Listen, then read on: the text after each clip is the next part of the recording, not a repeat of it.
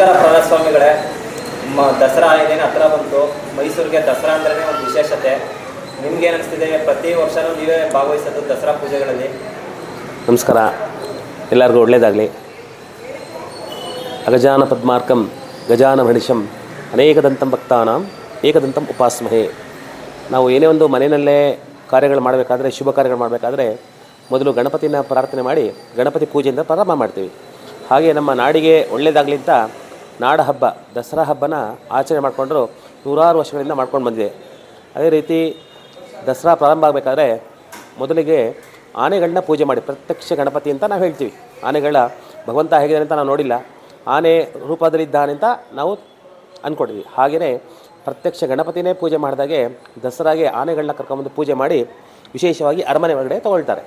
ಅದೊಂದು ಗಜಪಯಣ ಅಂತ ಪ್ರಾರಂಭ ಆಗಿದೆ. ಅದು ಸುಮಾರು ನಾನು 28 ವರ್ಷಗಳಿಂದ ಆನೆಗಳನ್ನ ಪೂಜೆ ಮಾಡ್ಕೊಂಡು ಬಂದಿದ್ದೀನಿ.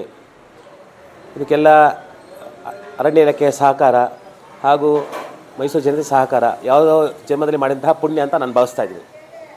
ನೀವು ನಿಮ್ಮ ವಯಸ್ಸಲ್ಲಿ ನೋಡಿದಾಗ ಯಾವ್ಯಾವ ಆನೆಗಳಿತ್ತು ಸ್ವಾಮಿಗಳೇ? ನಾನು ಒಂದು ಸಾರಿ ದ್ರೋಣ ಪೂಜೆನ ನೋಡಿದ್ದೀನಿ. ಆಮೇಲೆ ಬಲರಾಮ ಬಂದಾಗಲಿಂದ ನಾನೇ ಪೂಜೆ ಮಾಡ್ತಾಯಿದ್ದೀನಿ. ಬಲರಾಮ ನೋಡಿದೆ, ಅರ್ಜುನ ನೋಡಿದ್ದೀನಿ, ಈಗ ಅಭಿಮನ್ಯು 3ನೇ ಸರಿ ಅಂಬಾರಿ ಹೊತ್ಕೋತಾ ಇರೋದು ಅಭಿಮನ್ಯುನ ನೋಡ್ತಾ ಇದ್ದೀನಿಪ್ಪ. ನಾವು ಚಿಕ್ಕವರಿದ್ದಾಗ ಕೇಳ್ತಿದ್ದ ಹೆಸರುಗಳು ನಿಮಗೆ ಯಾವ್ದು ಗೊತ್ತಾ? ಗಜೇಂದ್ರ ಅಂತ ಕೇಳಿದ್ದೀನಿ, ಗಜೇಂದ್ರ ಅಂತ ಕೇಳಿದ್ದೀನಿ. ಗಜೇಂದ್ರ, ರಮಣಿ, ಲಕ್ಷ್ಮಿ, ಸುಮಾರು ಆನೆಗಳೆಲ್ಲ ನೋಡಿದ್ದೀನಿ. ಒಂದು 28 ವರ್ಷದಿಂದ ಹೆಚ್ಚು ಕಮ್ಮಿ ಒಂದು 200-300 ಆನೆಗಳನ್ನ ಪೂಜೆ ಮಾಡಿದ್ದೀನಪ್ಪ. ಈಗ ಇದು ಪಟ್ಟದಾನೆ ಮತ್ತು ನಮ್ಮ ನಿಶಾನೆನ ಯಾರು ಸೆಲೆಕ್ಟ್ ಮಾಡ್ತಾರೆ ಸ್ವಾಮಿಗಳು? ಪಟ್ಟದಾನೆಲ್ಲ ಅರಮನೆಯಲ್ಲೇ ಮಾಡ್ಕೋತಾರೆ ಅವರು. ಅದು ಪೂಜೆ ಮಾಡೋದ? ಇಲ್ಲ, ಅರಮನೆ ಒಳಗೆ ರಾಜಪುರೋಹಿತಗಳು ಅವರು ಪೂಜೆ ಮಾಡ್ಕೋತಾರೆ. ಹಾಂ. ನಿಮಗೆ ಅರ್ಜುನನ್ನ ಎಷ್ಟು ಮಿಸ್ ಮಾಡ್ಕೋತೀರ ನೀವು? ಅದು ಹೇಳೋಕ್ಕೆ ಸಾಧ್ಯ ಇಲ್ಲ. ಅದರಲ್ಲೇ ಅರ್ಜುನ ಅಂದರೆ ನನಗೆ ತುಂಬ ಇಷ್ಟವಾದ ಆನೆಗಳು ಅರ್ಜುನ, ಅಭಿಮನ್ಯು. ತುಂಬ ಒಳ್ಳೆಯ ಆನೆಗಳು. ಅವುಗಳು ದುರಾದೃಷ್ಟ, ನಾವು ಆಸೆ ತಂದಿರ್ತೀವಿ, ಆಯಿಸ್ಕೊಡೋದು ಭಗವಂತ. ಅದೇ ರೀತಿ ಯಾವುದೋ ಒಂದು ಇನ್ಸಿಡೆಂಟಲ್ಲಿ ಪಾಪ ನಮ್ಮ ಆನೆ ಸಕಲೇಶ್ಪುರದಲ್ಲಿ ಕಾಡು ದಾಳಿಯಿಂದ ಆನೆ ದಾಳಿಯಿಂದ ಹೋಗ್ಬಿಡ್ತು. ಅದರಲ್ಲೇ ಅದು ವೀರ ಮರಣ ಹೊತ್ತಿದ್ದಾನೆ ಅವನು. ಅದು ಮಾಮೂಲಿ ಆನೆ ಸತ್ತಿರೋದಲ್ಲ, 10 ಜನ ಅರಣ್ಯ ಇಲಾಖೆಯವರ ಜೀವ ಉಳಿಸಿದೆ. ಅಂತಹ ಒಳ್ಳೆಯ ಆನೆ ಅದು. ಅವಳು ನೆನೆಸ್ಕೊಂಡ್ರೆ ತುಂಬ ಬೇಜಾರಾಗುತ್ತೆ. ಗಜಪಯಣ ಸ್ಟಾರ್ಟ್ ಆದಾಗ ನಿಮ್ಮದು ಯಾವ್ಯಾವ ರೀತಿ ಪೂಜೆಗಳಿರ್ತದೆ?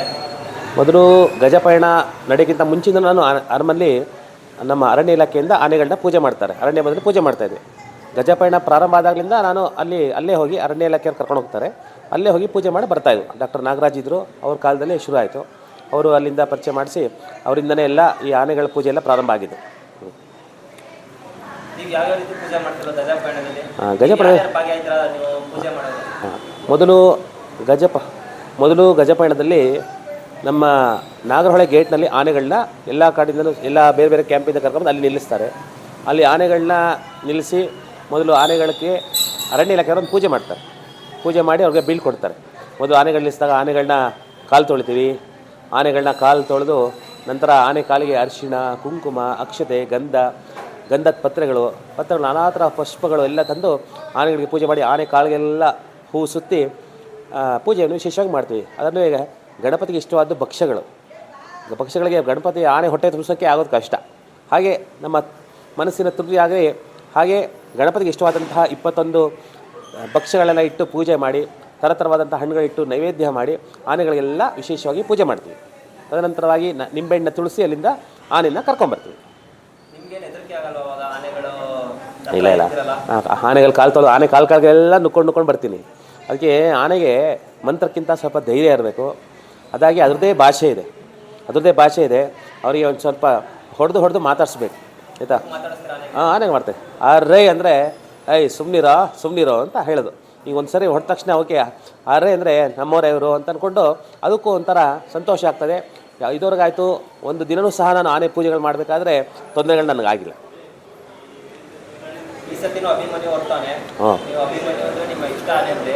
ಎಲ್ಲ ಆನೆಗಳು ಒಂದೇ, ಎಲ್ಲ ಆನೆಗಳು ತುಂಬ ಇಷ್ಟ. ಆದರೆ ಜಾಸ್ತಿ ಅಂದರೆ ನನಗೆ ಬಲರಾಮ, ಅರ್ಜುನ. ಅದರಲ್ಲೂ ಬಲರಾಮಂಗೆ ಒಂದು ಕಣ್ಣು ಕಾಣ್ತಿರ್ಲಿಲ್ಲ, ಒಂದು ಕಣ್ಣು ಕಾಣದೆ ಹೋದರೂ ಸಹ ಅಷ್ಟು ನಿಭಾಯಿಸೋನು, ತುಂಬ ಚೆನ್ನಾಗಿರೋದು ಬಲರಾಮ. ಅದಕ್ಕೆ ಅವ್ರ ಮಾವತುಗಳು ಸಹ ನಮ್ಗೆ ಅಷ್ಟೇ ಸಹಕಾರ ಕೊಡೋರು. ನಿಜವಾಗ್ಲೂ ನಾವು ಆನೆ ಪೂಜೆ ಮಾಡಬೇಕು ಅಂದರೆ ಮಾವತುಗಳ ಸಹಕಾರನೂ ಬೇಕು. ಅವರು ಅಷ್ಟೇ, ಸ್ವಾಮಿ ನಮ್ಮ ಆನೆಗೆ ಪೂಜೆ ಮಾಡಿ ಅಂತ ಸಂತೋಷದಿಂದ ಅವ್ರ ಆನೆಗಳಿಗೆ ಪೂಜೆ ಮಾಡಿಸ್ಕೊಡೋರು. ಆದರೆ ಆನೆಗಳು ಹೋಗಬೇಕಾದ್ರೂ ಅಷ್ಟೇ ಎಲ್ಲ ಪೂಜೆ ಆದರೆ ಸ್ವಾಮಿ ಇನ್ನೊಂದು ಸರಿ ಪೂಜೆ ಮಾಡಿ, ಇನ್ನೊಂದು ಸರಿ ಪೂಜೆ ಮಾಡಿ, ನಮ್ಮ ಆನೆ ಚೆನ್ನಾಗಿರಬೇಕು, ನಮ್ಮ ಆನೆ ಚೆನ್ನಾಗಿರ್ಬೇಕು ಅಂತ ಪೂಜೆ ಮಾಡಿಸ್ಕೊಂಡು ಹೋಗೋರು. ಈಗ ಯಾವುದು ಅರ್ಜುನ ಅರ್ಜುನಂದು ಬಳ್ಳೇರಿ ಸ್ಮಾರಕ ಆಗಿದೆ, ಓಪನ್ ಆಗಿದೆ ಮೊನ್ನೆ. ಸಕಲೇಶ್ಪುರದಲ್ಲಿ ಆಗಬೇಕು. ಈಗ ರಾಜರು ನಮ್ಮ ಮೈಸೂರು ಬನ್ನಿ ಮಂಟಪದಲ್ಲಿ LIC ಸರ್ಕಲಲ್ಲೂ ಮಾಡಬೇಕು ಅಂತ ಪ್ರಸ್ತಾವನೆ ಹೊಟ್ಟಿದ್ದಾರೆ. ಅದ್ರ ಬಗ್ಗೆ ನಿಮಗೆ ಏನು ಅನಿಸುತ್ತೆ? ಖುಷಿ ವಿಚಾರ ಅನ್ನೋದು ತುಂಬ ಖುಷಿ ಆಗೋದು. ಯಾಕೆಂದರೆ ಮೈಸೂರಿಗೆ ಬರ್ತಿದ್ರಂಗೆ ದಸರಾ ಅಂದರೆ ಕಳೆ ಆನೆ. ಮೈಸೂರು ಎಂಟ್ರೆನ್ಸ್ ಆಗ್ತಿದ್ದಂಗೆ ಮಿನಿಮಮ್ ಸರ್ಕಲ್ ಇದೆ, ಅದು ತುಂಬ ಮೈಸೂರಿಗೆ ಒಳ್ಳೆಯ ಜಾಗ, ಅದು ಬಂದವರಿಗೆ ಆಕರ್ಷಣೆ ಆಗಿದೆ. ಹೀಗೆ ದಸರಾ ನೋಡಬೇಕಾದ್ರೂ ಅಷ್ಟೇ, ದಸರಾ ಸುತ್ತಬೇಕಾದ್ರೆ ಇಡೀ ಮೈಸೂರು ಒಂದು ಪ್ರದಕ್ಷಿಣೆ ಮಾಡ್ಕೊಂಡ್ಬರ್ತಾರೆ. ನಮ್ಮ ಮಿಲಿಯಮ್ ಸರ್ಕಲ್ ಏನಿದೆ ಅಲ್ಲಿ ಒಂದು ಆನೆ ನಿಲ್ಲಿಸಿದ್ರೆ ತುಂಬ ಚೆನ್ನಾಗಿರುತ್ತೆ, ತುಂಬ ಒಳ್ಳೆಯ ಅಭಿಪ್ರಾಯ ಅದು. ಅಲ್ಲಿ ನಿಲ್ಲಿಸಿದ್ರೆ ತುಂಬ ಸಂತೋಷ ಆಗುತ್ತೆ. ಈ ಸತಿನೂ ನೀವೇ ಪೂಜೆ ಮಾಡೋದಲ್ಲ ಸ್ವಾಮಿಗಳೇ? ಹಾಂ ಇರಲಿ ಇರಲಿ, ನನ್ನ ಜೀವ ಎಲ್ಲಿರ್ತಾನೆ, ನನ್ನ ಉಸಿರು ತನಕ ಅಲ್ಲಿ ತನಕ ನಾನು ಆನೆಗಳಿಗೆ ಸೇವಕನಾಗಿರ್ತೀನಿ. ನಿಮ್ಮ ಜೊತೆ ಇನ್ಯಾರ್ಯಾರು ಬರ್ತಾರೆ ಪೂಜೆ ಮಾಡೋಕ್ಕೆ ಆನೆಗೆ? ನಮ್ಮ ಹುಡುಗರು, ನನ್ನ ಪೂಜೆ ಒಬ್ಬರಿಗೆಲ್ಲ ಬೇರೆ ಬೇರೆ ನಮ್ಮ ಶಿಷ್ಯನಿಗೂ ಎಲ್ಲ ಪೂಜೆಗಳೆಲ್ಲ ಕಲಿಸ್ಕೊಡ್ತೀನಿ ನಾನು. ಶಿಷ್ಯರು ಇದ್ದಾರೆ. ಈ ಸತಿ 11 ದಿನ ಬಂದಿದ್ದಲ್ಲ ದಸರಾ, ಏನು ಇದೆಲ್ಲ ಶುಭ ಹೆಚ್ಚಿಗೆ ಬಂದಿರೋದು ಒಂಥರ ಶುಭ. ಇದು ಪಂಚಮಿ ಮೇಲೆ ಉಪರಿ ಅಂತ ಹೇಳ್ತೀವಿ. 2 ದಿನ ಪಂಚಮಿ ಇದೆ. ಆದ್ದರಿಂದ ಒಂದು ತಾಯಿ ಒಂದು ದಿನ ವಿಶೇಷ ಪೂಜೆ ಇನ್ನೂ ಹೆಚ್ಚಾಗಿ ಆನೆಗೆ ಮತ್ತು ತಾಯಿ ಚಾಮುಂಡೇಶ್ವರಿಗೆ ಒಂದಿನ ಹೆಚ್ಚಾಗಿ ಪೂಜೆ ಆಗುತ್ತೆ. ಇದಕ್ಕಿಂತ ಸಂತೋಷ ಇನ್ನೇನು ಬೇಕು? ಬಳ್ಳೆಗೆ ಹೋಗಿದ್ರಾ ನೀವು? ಹಾಂ, ನೋಡಿದ್ವಿ. ಬಳ್ಳೆ ನೋಡಿದ್ವಿ, ದುಬಾರೆ ನೋಡಿದ್ರಿ, ಎಲ್ಲ. ಯಾವಾಗ? ಇಲ್ಲ ಅದೇನು ಅದಕ್ಕೆ ಪೂಜೆಗೆ ಬರೋ ಸ್ಮಾರಕಕ್ಕೆ ಪೂಜೆ ಏನು ಬರೋದಿಲ್ಲ, ಬರೀ ಪುಷ್ಪಾರ್ಚನೆ ಮಾತ್ರ. ಹಾಂ, ಸ್ಮಾರಕಕ್ಕೆ ಪೂಜೆ ಏನು ಬರೋದಿಲ್ಲ. ಮುಂಚಿತವಾಗಿ ಅವತ್ತೇನು ಮಾಡಿದ್ದು ಅಂತಂದರೆ, ನಮ್ಮ ಆನೆ ಅರ್ಜುನನ ಸತ್ತಾಗ ಅಲ್ಲಿ ಮಣ್ಣು ಮಾಡಿದ್ವಲ್ಲ, ಅಲ್ಲಿಂದ ಮಣ್ಣು ತೆಗೆದು ಕೊಟ್ಟಿದ್ದೆ. ಅದೇ ಒಂದು ಅಲ್ಲಿ ಆ ಭೂಮಿ ಮೇಲೆ ಯಾವುದು ಅಲ್ಲಿ ನಮ್ಮ ಆನೆನ ಮಣ್ಣು ಮಾಡಿದ್ವಲ್ಲ, ಆ ಜಾಗದಲ್ಲಿ ಹಾಲೆಲ್ಲ ಹಾಕಿ ಅಲ್ಲಿಂದ ಮಣ್ಣು, ಅದೇ ಜಾಗದಿಂದ ಮಣ್ಣು ತೆಕ್ಕೊಟ್ಟಿದೆ. ಅದೇ ಜಾಗದಿಂದ ಮಣ್ಣು ತಂದು ಅರಣ್ಯ ಇಲಾಖೆಯವರು ಆ ಸ್ಥಳದಲ್ಲಿ ಹಾಕಿ ಅದ್ರ ಮೇಲೆ ಸ್ಮಾರಕ ಮಾಡಿದ್ದಾರೆ. ಸಕಲೇಶ್ಪುರದಲ್ಲೂ ಅದೇ ಜಾಗದಲ್ಲಿ ಮಾಡ್ತಾಯಿದ್ದಾರೆ. ಈಗ ನಾವು ಬಲರಾಮನು ನಾವು ಬುದ್ಧಿ ಬಂದಾಗಿಂದ ಬಲರಾಮ ಅಂಬಾರಿ ಹೊತ್ತಿರ ನೋಡಿ. ಈಗ 14 ಸತಿ ಬಲರಾಮ ಅಂಬಾರಿ ಹೊತ್ತೈತೆ. ಅದ್ರದ್ದು ಒಂದು ಸ್ಮಾರಕ ಆದರೆ ಒಳ್ಳೇದಲ್ವಾ? ಯಾಕಂದರೆ ಅರ್ಜುನಂದಾಯಿತು, ನಮ್ಮ ಬಲರಾಮನ ಎಷ್ಟೊಂದು ಜನ ನಮ್ಮ ಏಜ್ ಅವರು ಮಿಸ್ ಮಾಡ್ಕೋತಾರೆ. ಅದು ಸಿಕ್ಕಾಪಟ್ಟೆ ಕೆಲಸ ಮಾಡಿದೆ. ಅದ್ರದ್ದು ಒಂದು ಸ್ಮಾರಕ ಆದರೆ ಉತ್ತಮ ಅಲ್ವಾ? ಸ್ಮಾರಕ ಅನ್ನೋಕ್ಕಂತ ಇತಿಹಾಸ ಗೊತ್ತಾಗಬೇಕಷ್ಟೆ. ಎಲ್ಲವಕ್ಕೂ ಸ್ಮಾರಕ ಮಾಡೋಕ್ಕಾಗೋದಿಲ್ಲ. ಇದೇನು ಅಂದರೆ ಒಂದು 10 ಜನದ್ದು ಜೀವ ಉಳಿಸಿದೆ. ಅರ್ಜುನನ ನಡೀತಿದ್ರೆ ಅದು ಗಾಂಭೀರ್ಯನೇ ಬೇರೆ. ಏನು ಎಲ್ಲ ಸತ್ತ ಆನೆಗಳೆಲ್ಲಕ್ಕೂ ಒಂದೊಂದೊಂದು ಸ್ಮಾರಕ ಅಂತಂದು. ಹಾಂ, ಅಲ್ಲ, ಅದು ಬಲರಾಮನೇ. ಎಲ್ಲವಕ್ಕೂ ಒಂದು ಸ್ಮಾರಕ ಮಾಡಿದ್ರೆ ಕಷ್ಟ. ಅದು ಇಲಾಖೆಗೆ, ಅರಣ್ಯ ಇಲಾಖೆಗೆ ಮತ್ತು ಸರ್ಕಾರಕ್ಕೆ ಬಿಟ್ಟಿದ್ದು. ಆದರೆ ಇದರಲ್ಲೊಂದು ವಿಶೇಷ ಏನು ಅಂತಂದರೆ, ಎಲ್ಲ ನಮ್ಮ ಅರಣ್ಯ ಇಲಾಖೆಯವರ 10 ಜನ ಜೀವ ಉಳಿಸಿದೆ. ಅದು ಮಾಮೂಲಿ ಅವರಿಗೆ ಸಾವು ಬಂದಿಲ್ಲ, ವೀರ ಮರಣ ಅವನು ಹೊಂದಿದ್ದಾನೆ. ಅದರಲ್ಲೂ ಅವನನ್ನು ಆಸೆ ಪಡ್ತಿದ್ದವರು ಇಡೀ ಪ್ರಪಂಚನೇ ಅವನಿಗೆ ಆಸೆ ಪಡ್ತಾಯಿದ್ರು. ದುರಾದೃಷ್ಟ ಅಲ್ಲೇ ಹಾಗೆ ಮರಣ ಆಯಿತು. ಅದಕ್ಕೆ ಸ್ಮಾರಕ ಮಾಡಿದ್ದಾರೆ. ಇನ್ನೊಂದೇನೆಂದರೆ, ಪ್ರತಿಯೊಬ್ಬರಿಗೂ ನಮ್ಮ ಆನೆಗಳ ಬಗ್ಗೆ ವಿಷಯಗಳು ಗೊತ್ತಾಗಬೇಕು.